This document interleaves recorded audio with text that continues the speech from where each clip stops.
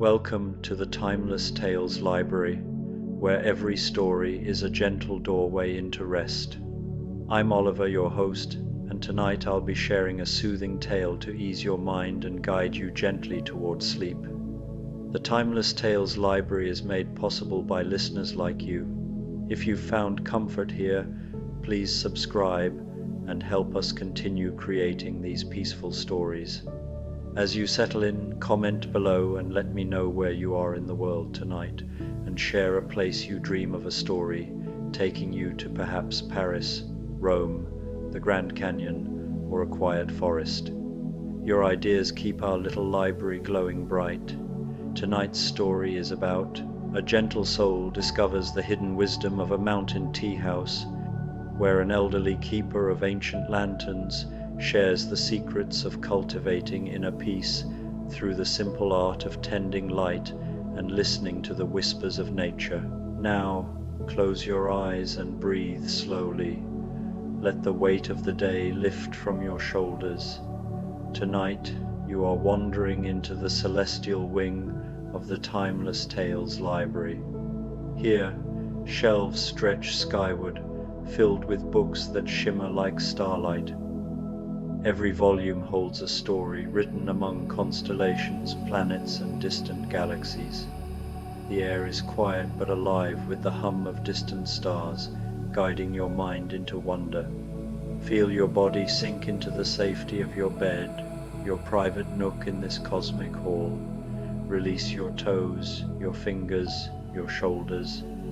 Let the gentle calm of the universe settle into you as your imagination drifts among the starlit pages.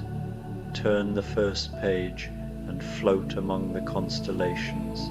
Let the stories guide you through a night of gentle exploration and quiet amazement. Zen Tales, the Lantern Keeper's Garden. In the soft embrace of twilight, where the last golden threads of sunlight wove themselves through the pine branches, May found herself walking along a path she had never seen before.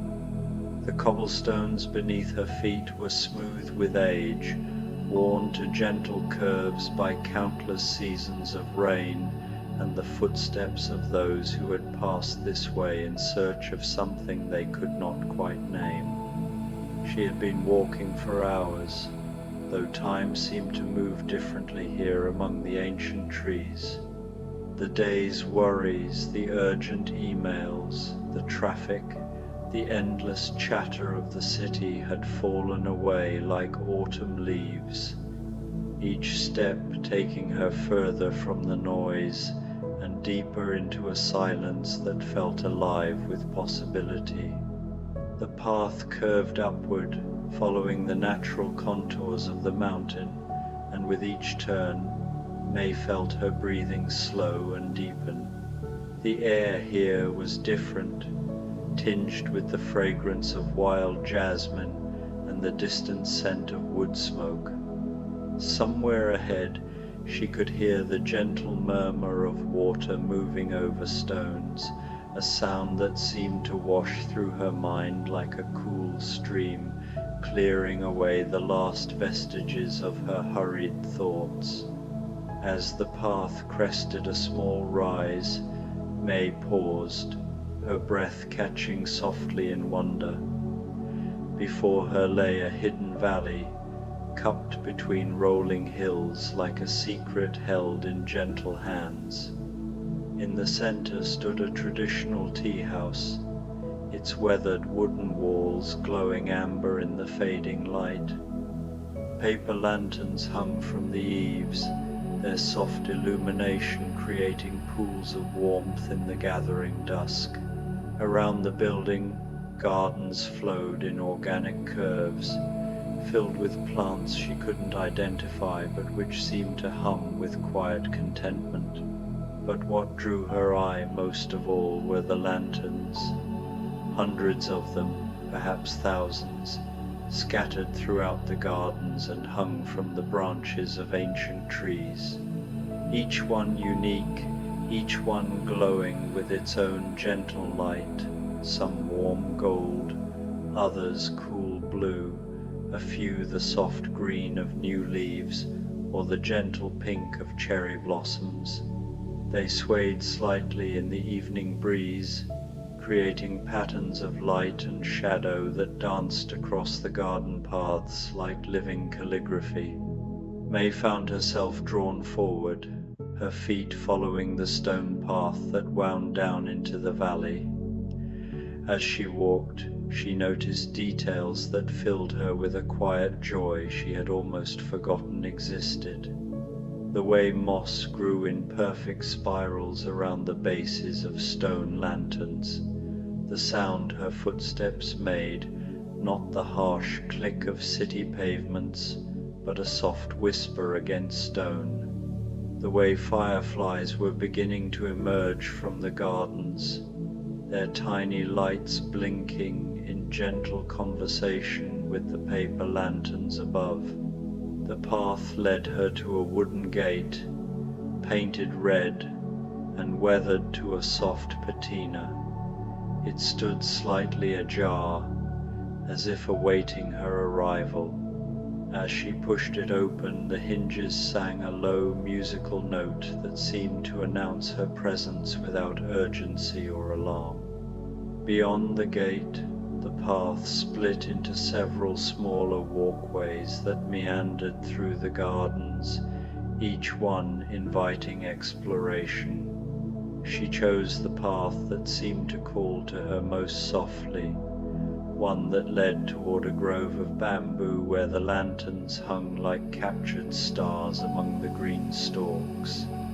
As she walked, she became aware of another presence in the garden, not alarming, but comforting, like the sense of a kind friend nearby.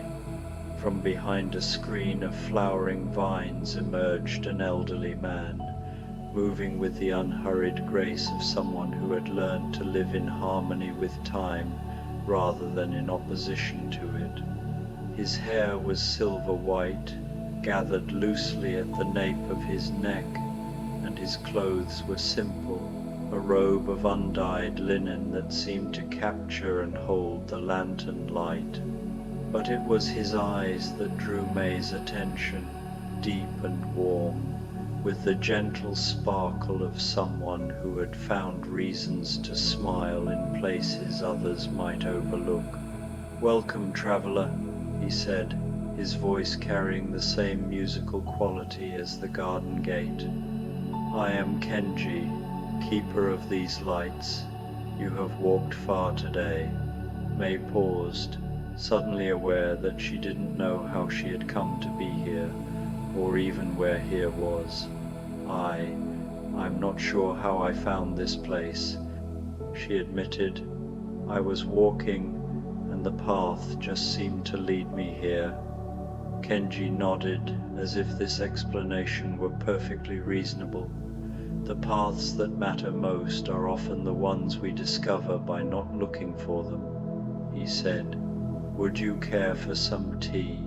The evening is young, and the lanterns always burn more brightly when they have someone new to shine for." Without waiting for an answer, he began walking toward the tea house, his movements creating barely a whisper against the garden paths. May followed, drawn by something in his manner that spoke of deep peace and patient wisdom. The interior of the tea house was even more magical than its exterior had promised. Low wooden tables sat, surrounded by cushions worn soft with age, and shelves lined the walls, filled with teapots of every shape and size imaginable. But here too, lanterns provided the primary illumination, not the harsh brightness of electric bulbs, but the warm, living light of carefully tended flames. Kenji gestured to a table near a window that looked out over the gardens, where they could watch the interplay of lantern light and starlight beginning to emerge in the darkening sky. He moved to a small alcove where water bubbled quietly in an iron kettle, and May realized the sound she had been hearing throughout the garden was not a stream, but this gentle conversation between water and flame. "I grow the tea myself," Kenji said as he selected leaves from one of many ceramic containers. "Each plant has its own personality, its own way of expressing the essence of this place. Tonight, I think we need something gentle, leaves that were dried under the light of the full moon, infused with the patience of long summer evenings." As he prepared the tea, May found herself relaxing more deeply than she had in months.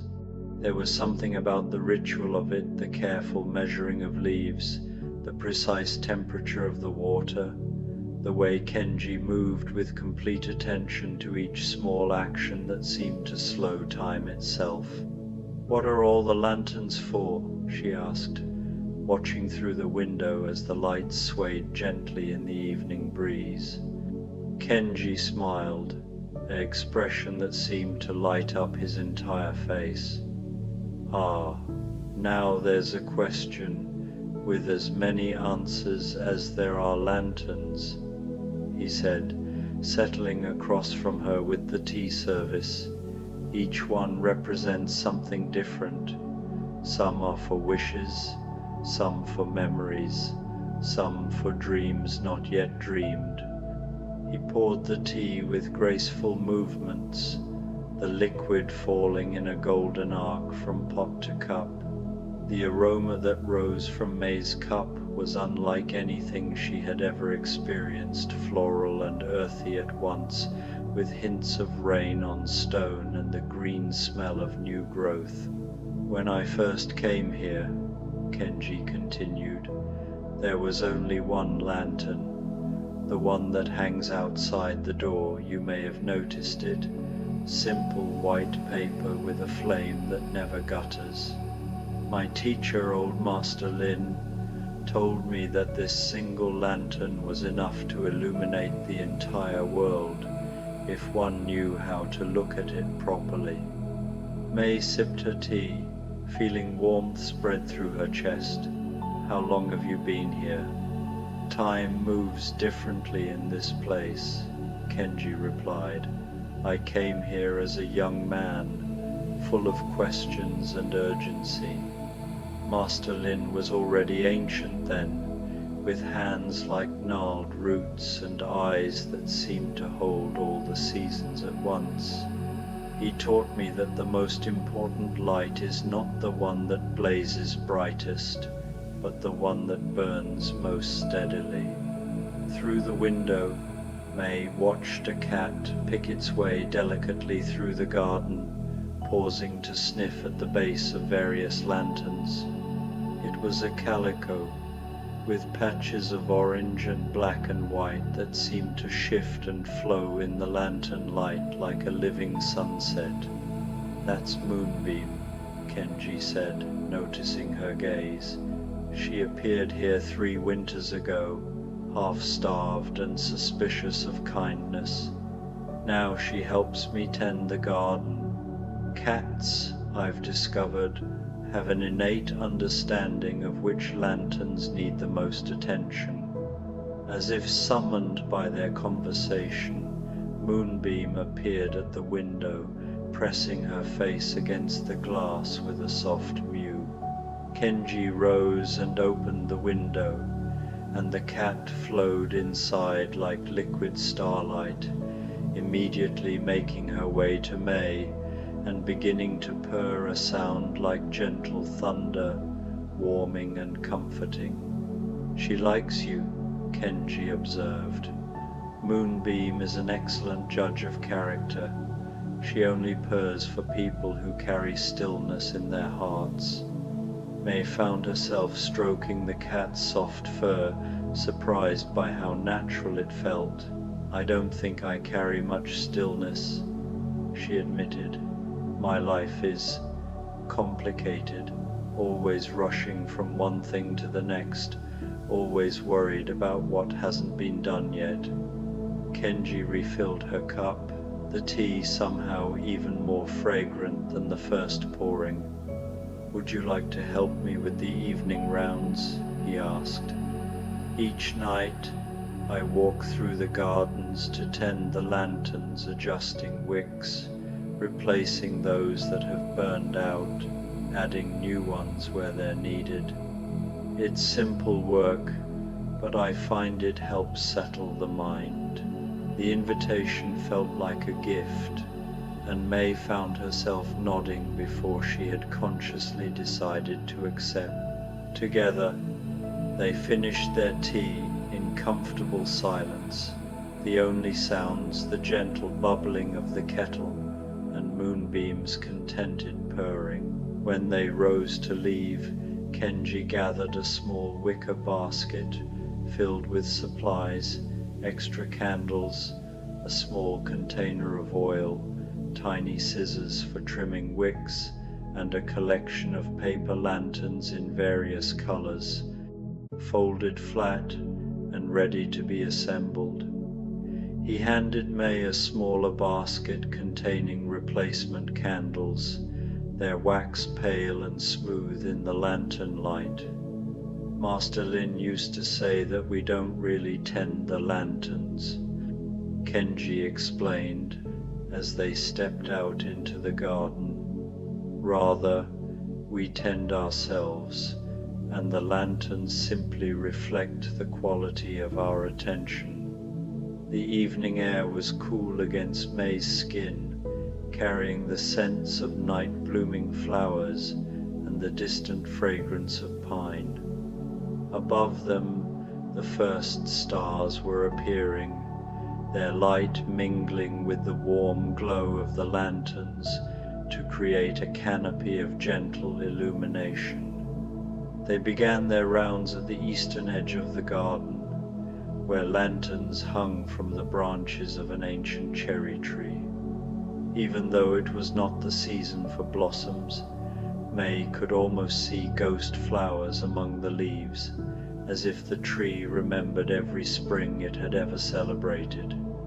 Kenji approached each lantern with the same careful attention he had given to preparing the tea. He would pause before it, studying the flame, checking the paper for wear, adjusting the position if the evening breeze had shifted it. When he found one with a flickering wick, he would cup his hands around it protectively while making the necessary adjustments, as if shielding a living thing from harm. "This one was lit by a young woman who came here 5 years ago," he said, indicating a lantern painted with delicate birds in flight. She had just lost her grandmother and was struggling to understand how love could continue after loss.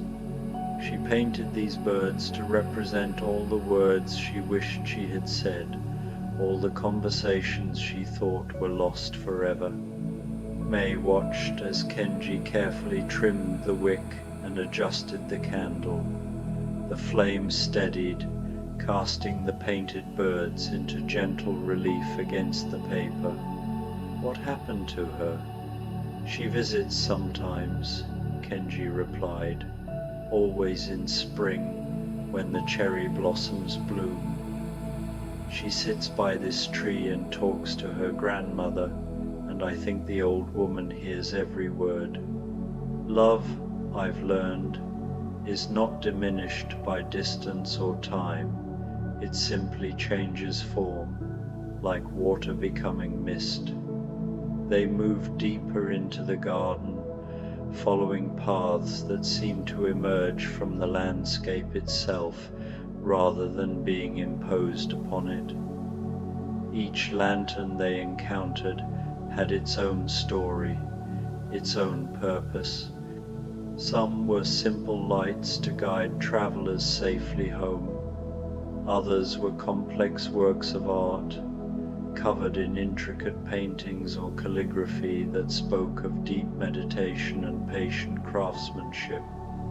In a grove of bamboo, they found a lantern that had gone out, its candle burned down to a small puddle of wax. Kenji removed the old candle with gentle movements and selected a new one from May's basket. As he lit it from a nearby flame, the bamboo around them seemed to sigh in contentment, the sound of wind through the green stalks creating a natural music. Each flame is connected to every other flame, Kenji explained, as they watched the new light take hold. When we light one, we kindle something in all the others. When one goes out, we feel its absence as a momentary dimming, but then the others shine a little brighter to compensate. Moonbeam had followed them on their rounds, sometimes leading the way, sometimes lagging behind to investigate interesting scents or to simply sit and observe their work. Now she appeared beside a cluster of lanterns near a small pond, where lily pads floated like green medallions on the dark water. She was staring intently at one particular lantern, a simple blue one that hung low over the water's edge. "What is it, Moonbeam?" Kenji asked, approaching the lantern she had indicated. As he drew closer, May could see that the candle inside was burning unevenly, the flame leaning to one side as if pushed by an invisible wind. "Ah," Kenji said softly, "this one is carrying too heavy a burden." He carefully opened the lantern and extracted not just the candle, but a small piece of paper that had been folded and placed beside the flame. "Sometimes people leave their worries with the lanterns," he explained. "The paper absorbs their concerns, but if the worry is too heavy, it can affect the flame." He unfolded the paper carefully, reading the words written there. His expression grew gentle with compassion. A father, worried about his daughter who has moved far away to start her new life. He wants to protect her but knows he must let her find her own way. Kenji replaced the candle with a fresh one and refolded the paper, but this time he placed it beneath the lantern's base rather than beside the flame. "Heavy worries need to be grounded," he explained, "close enough to the light to be seen and acknowledged, but not so close that they disturb the flame's natural movement." As they continued their rounds, May found herself falling into the rhythm of the work. Each lantern required its own particular attention, its own small ceremony of care. Some needed new candles, others simply needed their glass cleaned or their position adjusted. A few required more complex attention, rewiring or new paper, or careful repairs to their frames. "How do you know what each one needs?" May asked as she watched Kenji coax a stubborn flame back to steady burning. "The same way you know when a friend is troubled," he replied. "You pay attention, you listen with more than your ears, you see with more than your eyes. Each flame has its own voice, its own way of asking for help." In a far corner of the garden, they came upon a section that seemed different from the rest. Here, the lanterns were larger, more elaborate, and they hung in precise patterns that created geometric shapes of light against the darkness. At the center of this arrangement was a lantern unlike any of the others, tall and narrow, made of what looked like crystalline glass that caught and refracted the surrounding light into rainbow patterns. "This is where I come when I need to remember," Kenji said, his voice dropping to barely above a whisper. "Master Lin taught me that there are some lessons too important to be kept in just one mind, too precious to risk losing. So we embed them in light, in pattern, in the careful arrangement of illumination. May found herself drawn to the crystal lantern at the center. As she looked into it, the light seemed to shift and move, creating patterns that reminded her of flowing water, of wind through wheat fields, of the way sunlight filters through leaves. What lesson is kept here? Kenji was quiet for a long moment, standing beside her in the circle of rainbow light. That there is no separation between the tender and the tended, he said finally, that every act of caring changes both the giver and the receiver, that light shared is not diminished but multiplied. They completed their circuit of the garden as the night deepened around them, the lanterns now burning with renewed steadiness. The work had taken several hours, but May felt as if no time had passed at all, as if she had been existing in a space outside of time's usual constraints.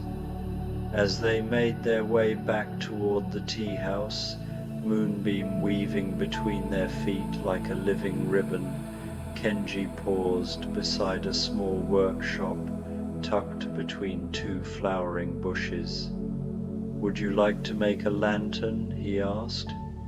"There's something peaceful about creating light with your own hands." The workshop was small but perfectly organized, with tools and materials arranged on wooden shelves worn smooth by decades of use. Rolls of rice paper in every color imaginable, bamboo strips for framing, brushes and inks, scissors and glue made from rice paste, candles of various sizes, and spools of fine wire for hanging. Kenji showed May how to select and cut the bamboo strips, how to fit them together into a simple frame. His hands moved with practiced ease, but he encouraged her to work at her own pace, to let the lantern find its own shape rather than forcing it into a predetermined form. Master Lin used to say that the best lanterns are the ones that surprise their makers, he explained as May carefully fitted the strips together. "We begin with an intention, but we must remain open to what wants to emerge." As May worked, she found her mind growing quiet in a way it rarely did. The simple repetition of measuring, cutting, fitting, adjusting seemed to wash away the accumulated tensions of weeks and months. Her breathing slowed, her movements became more deliberate, and she began to understand what Kenji meant about tending herself through the act of tending the lanterns. When the frame was complete, they selected paper together. May found herself drawn to a pale green sheet, the color of new leaves, with a subtle texture that seemed to hold light in its fibers. As they stretched the paper over the frame, securing it with rice paste applied with tiny brushes, she felt a deep satisfaction in the simple act of creation. "Now comes the most important part," Kenji said, offering her a selection of brushes and a palette of inks.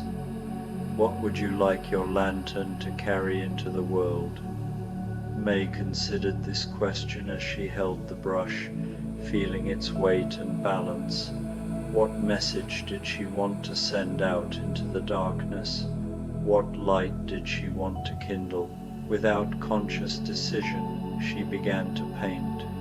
Simple shapes at first, circles and flowing lines that seemed to emerge from some deep well of memory. As she worked, the shapes began to resolve into something recognizable, a winding path disappearing into distant mountains, with a small figure walking along it, surrounded by points of light that might have been stars or lanterns or fireflies. "The journey that brought me here," she said softly, stepping back to look at her work. The painting was simple but somehow complete, carrying within its few brushstrokes a sense of movement and wonder and the promise of discoveries yet to come. Kenji nodded approvingly. Every journey begins with a single step into the unknown, he said, and every step is illuminated by the lights that others have kindled before us. They assembled the lantern carefully, fitting a small candle into its base and adjusting the wire for hanging. When Kenji lit the candle, May's painting came alive, the painted path seeming to glow and beckon in the warm light. "Where shall we hang it?" Kenji asked. May looked around the workshop, then toward the garden beyond. "Somewhere it can guide other travelers," she said. "Somewhere they'll know they're on the right path." Together, they carried the lantern to the entrance of the garden, where the red gate stood open to the mountain path beyond. Kenji helped her hang it from a branch that arched over the gateway, positioning it so that its light would be visible to anyone approaching from the mountain path. As they stepped back to admire their work, May felt a deep sense of completion, as if something that had been seeking expression for a long time had finally found its voice. "It's beautiful," she said, and meant it. "All light is beautiful," Kenji replied. "The important thing is not the beauty, but the willingness to shine." They walked back through the garden together, past all the lanterns they had tended, past the peaceful groves and flower-lined paths. The tea house glowed before them like a beacon, its own lanterns casting warm pools of light on the surrounding ground. Inside, Kenji prepared another pot of tea, this one from different leaves, something with the scent of night-blooming flowers and the deep, earthy smell of moss after rain. They sat by the window again, Moonbeam curling up in May's lap with a contented sigh. "I should probably think about heading back," May said, though the words felt strange in her mouth. Part of her couldn't remember exactly what she was supposed to return to, and another part had no desire to leave this place of lanterns and gentle wisdom. Kenji smiled. "The path will be here whenever you're ready to take it," he said. "But perhaps you'd like to stay for just a little while longer. There's something I'd like to show you before you go." May found herself nodding, curious despite the late hour. Kenji rose and beckoned her to follow him to a door she hadn't noticed before, hidden behind a screen painted with flying cranes. It opened onto a small balcony that overlooked the entire garden from above. From this vantage point, the full scope of Kenji's work was visible. The lanterns weren't randomly scattered as she had first thought, but formed intricate patterns, spirals and mandalas, and flowing rivers of light that turned the garden into a vast work of art. Some areas pulsed with warm golden light, others glowed cool blue or soft green. The overall effect was breathtaking, like looking down at a living constellation that had settled into the mountain valley. Each light represents a moment when someone chose hope over despair, Kenji said softly. A decision to kindle something beautiful rather than curse the darkness. Together they create something larger than the sum of their parts. May stood transfixed, understanding for the first time the true scope of what she had witnessed. This wasn't just a garden with pretty lanterns, it was a living testament to the power of accumulated small kindnesses, of patient tending, of the decision to create light in the world. How many people have contributed to this? She asked. I stopped counting years ago, Kenji replied, but I think that's not really the right question.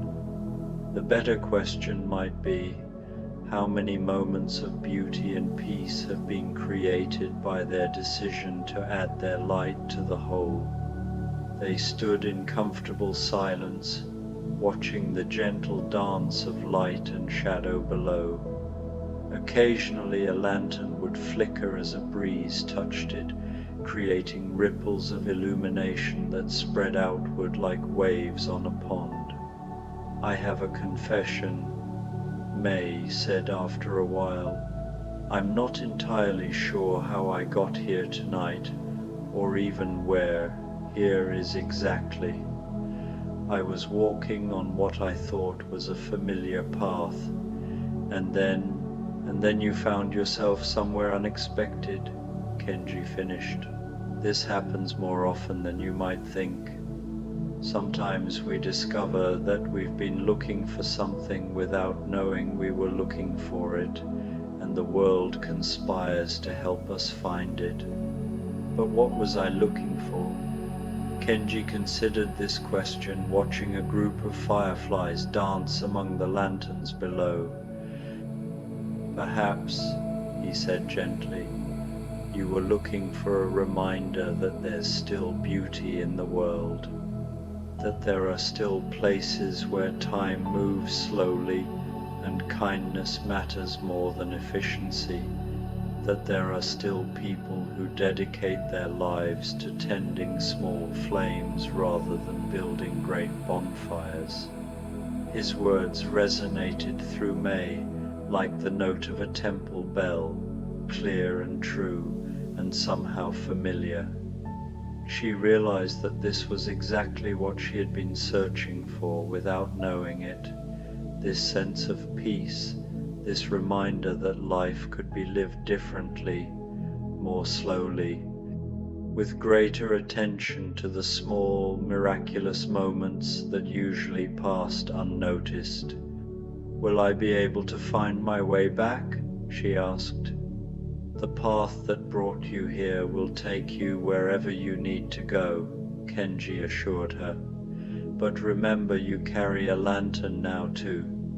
The light you've kindled tonight will go with you, and it will help guide others who are looking for their own way through the darkness.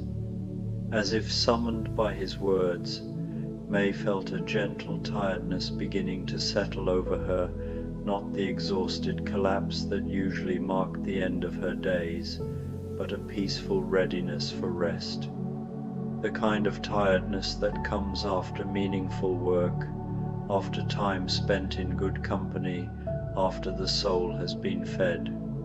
I think, she said softly, I'm ready to head home now. Kenji nodded and led her back through the tea house. He prepared a small paper bag with tea leaves, the same blend we shared tonight, he explained, and tucked in a small wrapped package that felt like a candle. At the door, Moonbeam appeared as if to bid farewell, rubbing against May's legs with a purr that seemed to say, "Thank you for the evening." May scratched behind the cat's ears, feeling a rush of affection for this small creature who had accepted her so readily. Remember, Kenji said as he walked with her to the garden gate, every light matters. The lamp in your window, the candle on your table, the kindness you show to strangers, they're all part of the same illumination. At the gate, May turned to look back at the garden one more time. The lantern she had made glowed gently above the entrance, its painted path seeming to beckon to future travelers. The sight filled her with a quiet joy, that felt like a flame kindled in her chest. "Thank you," she said, though the words felt inadequate for all that had been given to her this evening. "Thank you," Kenji replied, "for adding your light to ours." The mountain path stretched away from the garden, illuminated by starlight and the gentle glow spilling from the lanterns behind her.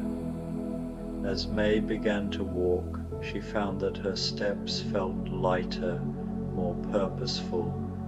The path seemed familiar now, as if it had been waiting for her to recognize it.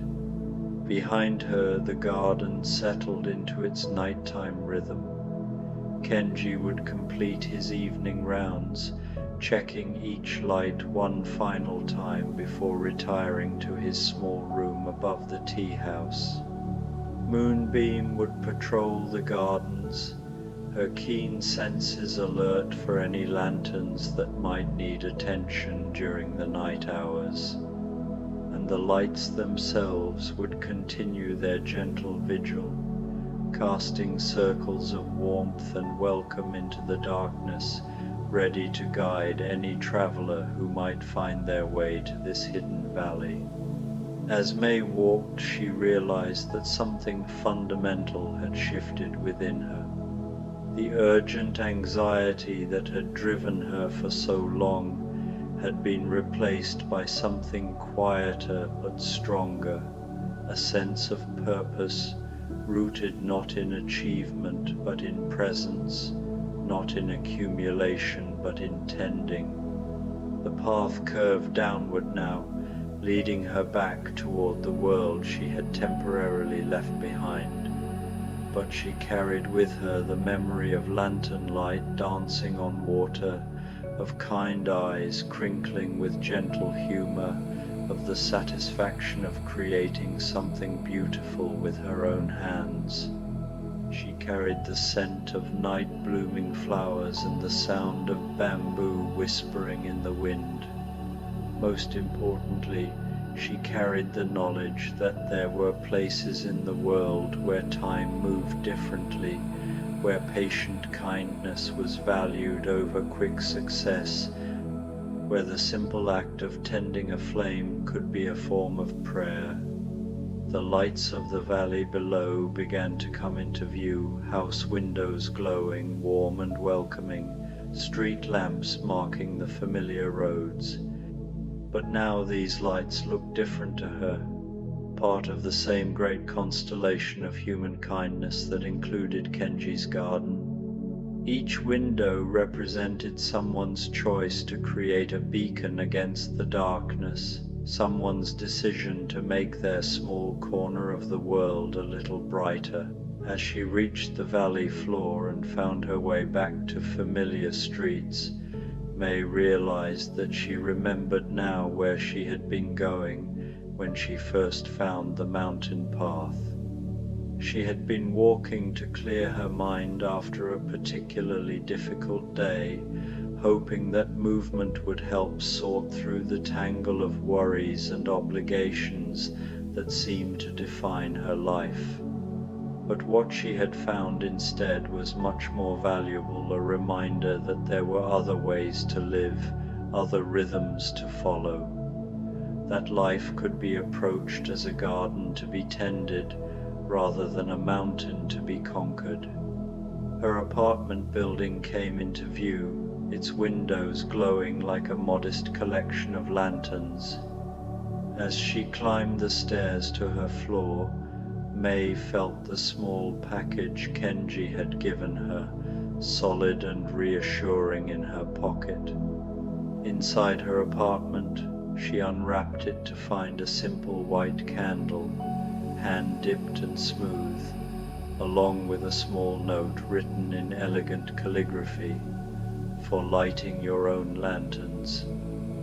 She placed the candle in a small glass holder on her kitchen table and lit it, watching as the flame steadied and grew.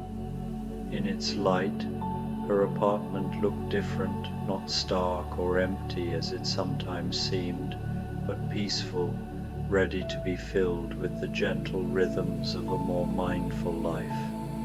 As she prepared for sleep, May found herself moving more slowly, more deliberately.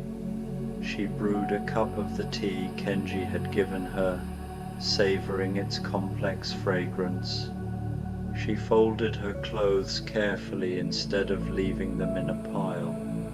She opened her window to let in the night air, with its hint of distant gardens and the promise of morning. When she finally slipped between her sheets, May felt a peace she hadn't experienced in years. Outside, the city hummed with its usual energy, but she no longer felt overwhelmed by its demands. Instead, she felt connected to something larger, to all the gentle lights burning in windows around the world, to all the quiet keepers tending their small flames, to the vast network of kindness that connected every illuminated moment. As sleep began to claim her, May made a silent promise to herself. Tomorrow, she would look for opportunities to kindle her own small lights. She would move more slowly, speak more kindly, pay attention to the details that usually escaped her notice.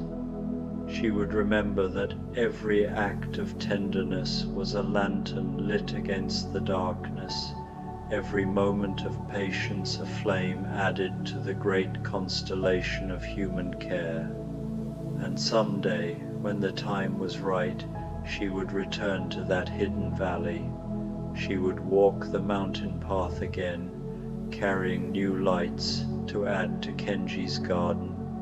She would sit by the window of the tea house, watching the lanterns dance in the evening breeze, and she would add her own story to the collection of gentle wisdom that resided there among the bamboo groves and flowering paths.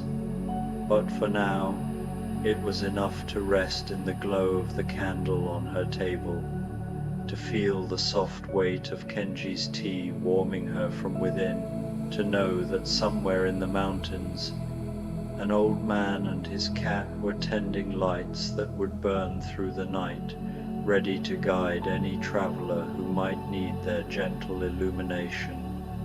Outside her window, the first light of dawn was beginning to touch the horizon, but May drifted into sleep before she could see it. In her dreams, she walked again through gardens filled with lanterns, each one glowing with the accumulated kindness of everyone who had ever chosen to add their light to the darkness. And in those dreams, she was both the traveler finding her way and the keeper tending the flames, both the seeker and the sought, both the question and the gentle, luminous answer.